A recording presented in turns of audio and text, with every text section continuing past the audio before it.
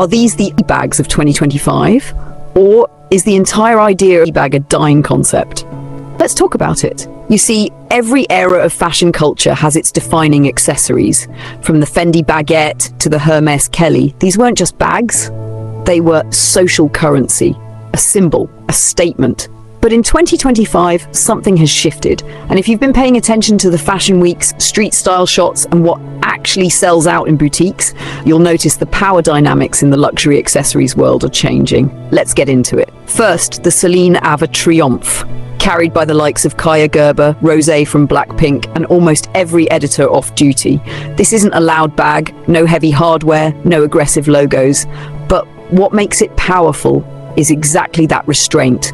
In a world obsessed with showing off, true affluence whispers, and the Ava Triomphe is a masterclass in quiet confidence. Psychologically, it satisfies the consumer's need for exclusivity without performativity. It's how insiders signal to other insiders.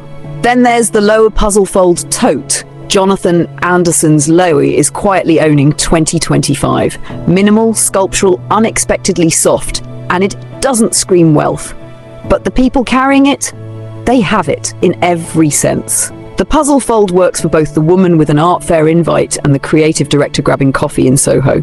And that's the flex, a bag that functions in elite rooms without begging for attention. Now, what about the Bottega Andiamo?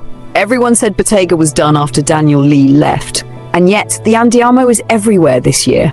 Not because it's groundbreaking, but because it bridges nostalgia with modern utility.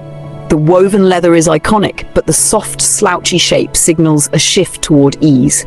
In an era where everyone's exhausted by hyperconsumption, bags like this let you opt into luxury without the pressure to announce it. It's giving old money energy without the anxiety. Here's the thing no one tells you. The real bag isn't the bag everyone wants.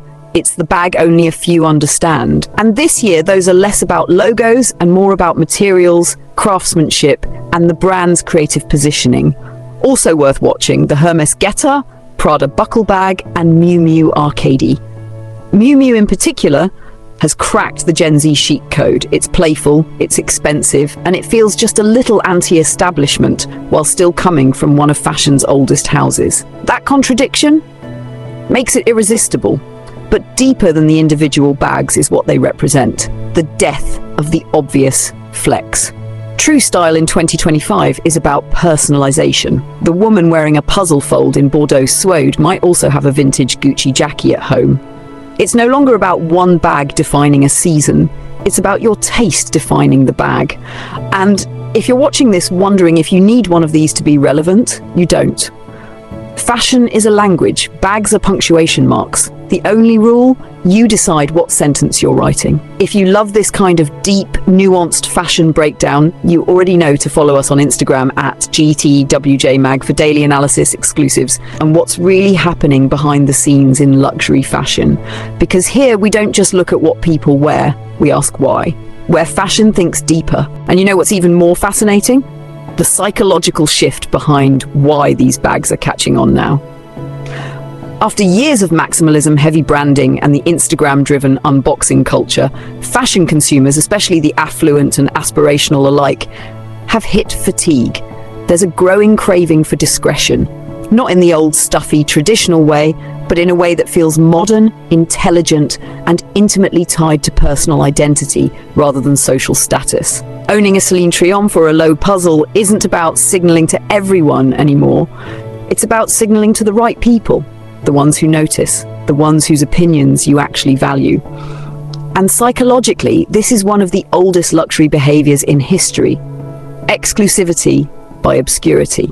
The more niche, the more nuanced, the more it elevates the wearer as a true insider. And what's interesting is how this plays into fashion's cyclical nature. Every time the market gets oversaturated with logos and obvious luxury flexes, the truly influential celebrities, stylists, collectors, and those embedded in cultural industries pivot back to items that require an eye to recognize. It's a constant game of hide and seek between visibility and discretion. Even brands like Dior and Prada are quietly phasing back into more subtle luxury staples for their core clientele, saving the logo-heavy drops for viral moments and entry-tier buyers.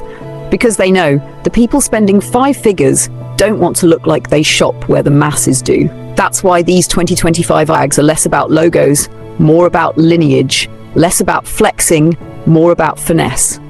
And if you've been watching the industry closely, you'll realize this is a direct response to the social media burnout culture. People are exhausted by the need to perform wealth. The smartest move now? Wealth you don't see coming.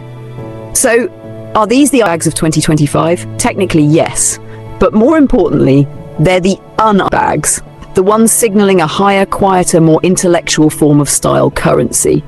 And in true GTWJ fashion, we're not here just to tell you what's popular, we're here to decode what it means, what it reflects about culture, psychology, bulk, and the ever-evolving language of luxury.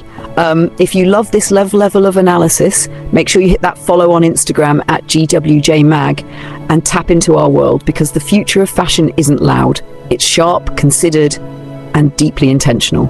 And we're just getting started.